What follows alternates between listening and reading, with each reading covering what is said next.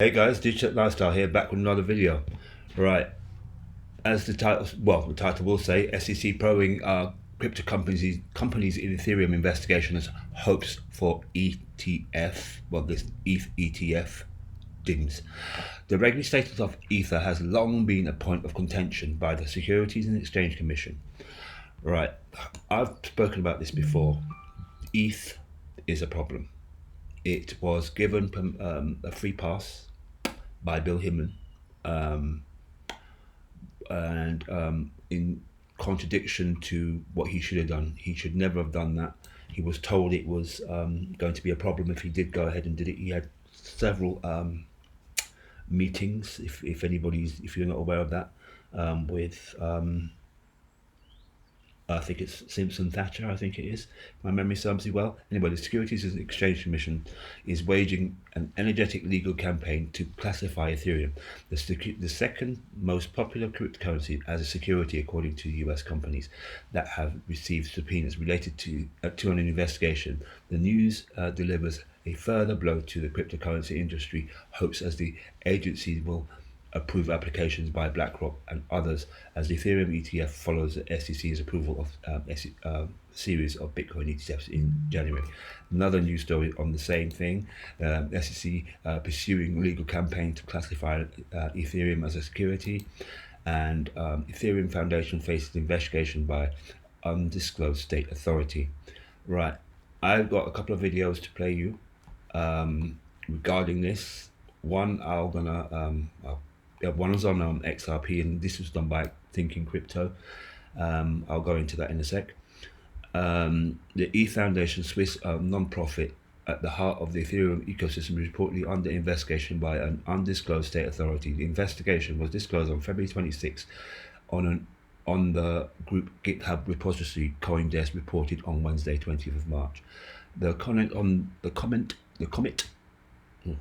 Ethereum Foundation GitHub repository, showing a change made to its website, said, "We have received a voluntary inquiry from a state authority that included a requirement for confidentiality." The Ethereum Foundation did not immediately reply to payments requests for comment.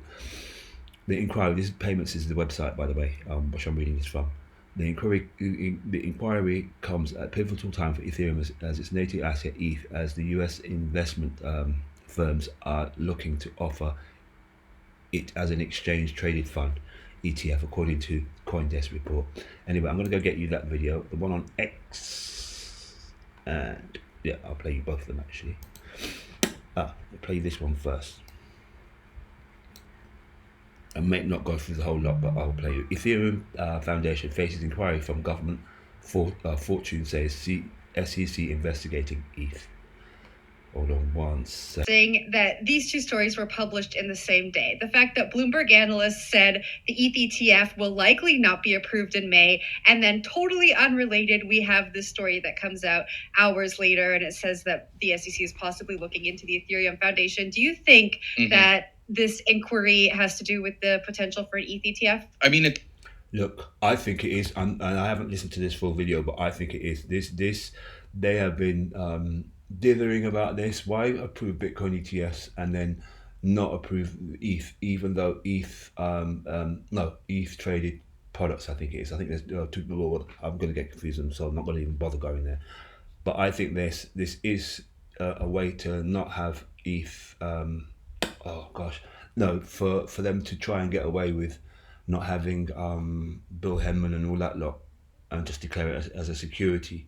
But it will damage I think it will damage the ecosystem to a certain extent, and I think it will damage the crypto market going forward. But then out of that, I mean, we are expecting a black swan event. Could that be the black swan event for the crypto market and another one for the rest of the world? I have no idea, but the crypto market is definitely going to get a beating again, I think, quite simply because of this scandal behind the ETH, and this ETHgate scandal, if you will. Anyway, let me carry on. It doesn't. So it has to do with the potential for an ETH ETF, and that something like this probably does. Again, we don't know the state entity, but and we're also going off of some Fortune reporting here, speculating on this. But if Ethereum if Ether rather is a security, obviously that will have some bearing on whether there is an ETF approval. And one imagines that the timing of these inquiries, if not explicitly related to trying to put a halt on these approvals, is tied to them wanting to kind of use the looming, the pending approvals as a kind of like doorway into doing this broader investigation that it seems like they're currently doing. So yeah, it absolutely ties in. Are inquiries like this business as usual for crypto companies? Yes and no.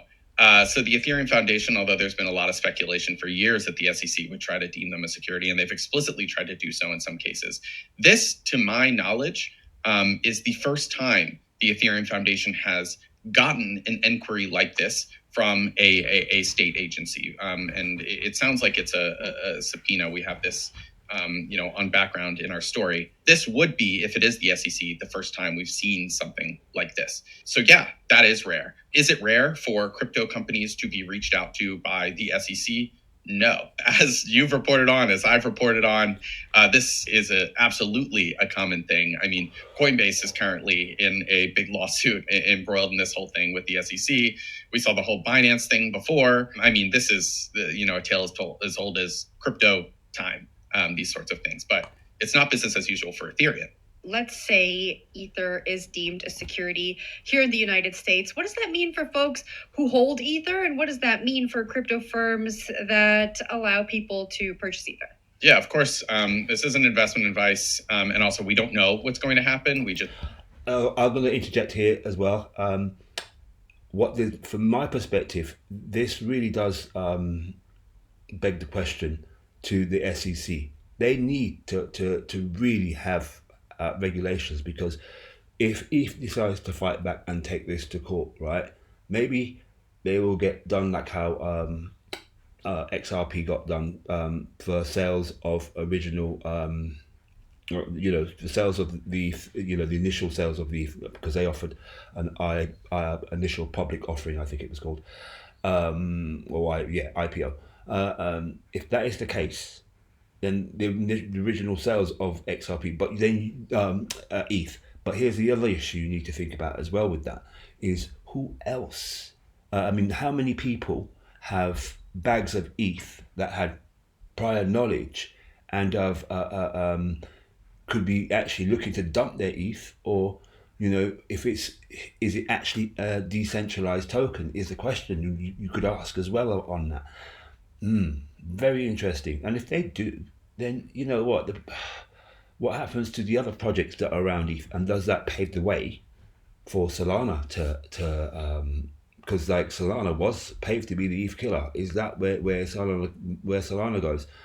And what about all these meme coins that are built on the ETH chain? Because most of the shit coins, I'll say, are on the ETH platform.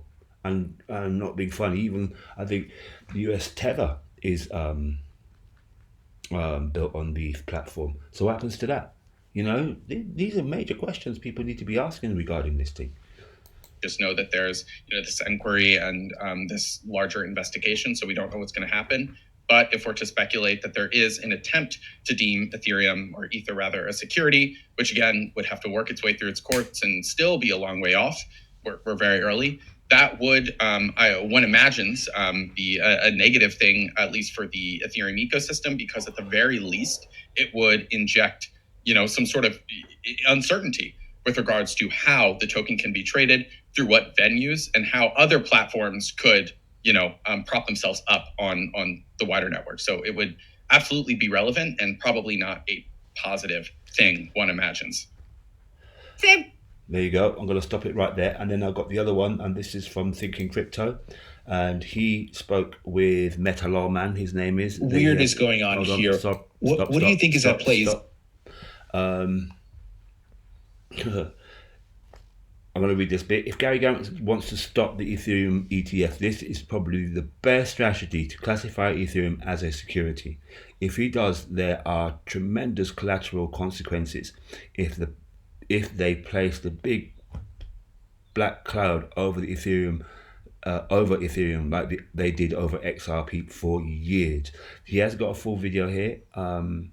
I will put a link in the description if you guys are going to watch it, but I'm going to play you the first 4 minutes.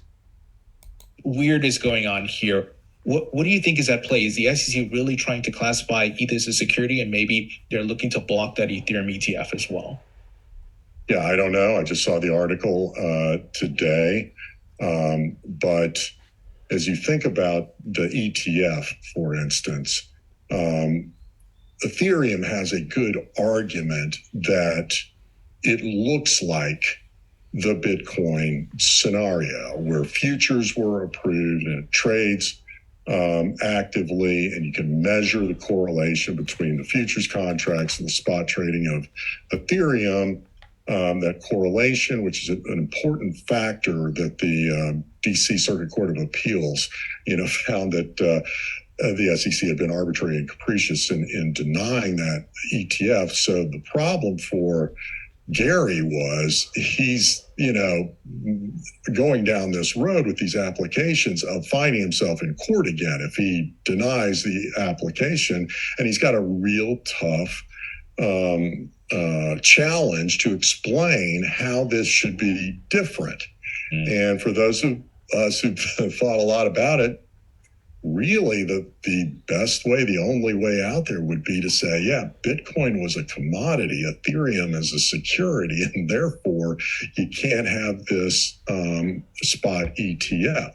Now there's a little nuance to this, Tony. So you can have securities held in an ETF trust. Right. The problem is Ethereum is an unregistered security that cannot trade unless there's some sort of exemption that applies to the holder of that security. And this gets into a long esoteric discussion, but Prometheum, or whatever they're called, is pretending like they can somehow trade Ethereum even if it's a security, and they're trying to declare it a security. But for me, as a securities lawyer, that does not work. It's an unregistered security, and there's no way you can monitor whether there's exemptions that the seller has an exemption that applies. Just as a practical matter, you can't do that. And so this is the way.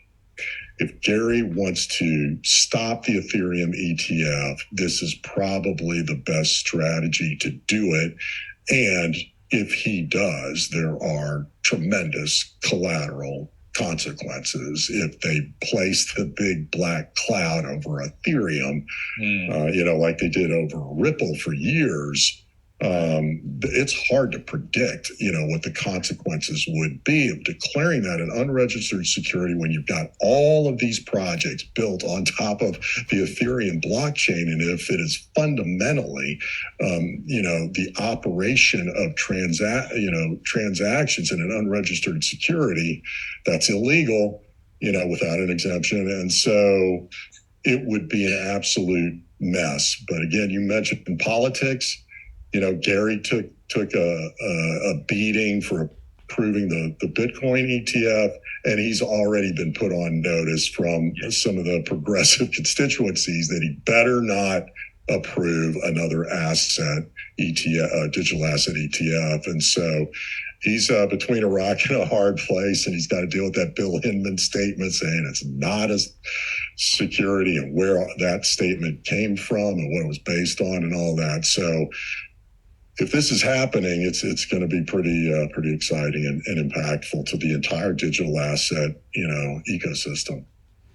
Yeah, like I said, I think it will have massive consequences for the digital asset ecosystem, but out of that will rise the what is really actually needed in the market: utility tokens. We are in a speculative market at the moment, like what happened when Google, Amazon, PayPal, and all those other companies that came before that were on, if you like, Web 1, the front face of the web. And now we have payments being attached, and we need utility. If we don't have utility, we don't have nothing.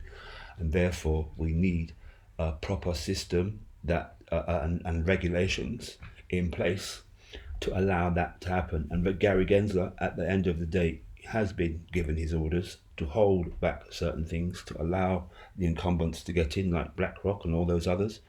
And these ETFs, yes, he approved the Bitcoin ETF because he got slammed in court. The same thing could happen here again with XRP, not XRP ETH, in relation to it being a security. And this may well force the US and others around the world to make proper regulations for one DeFi. Maybe that's where they put ETH in, but ETH needs to really deal with its fees.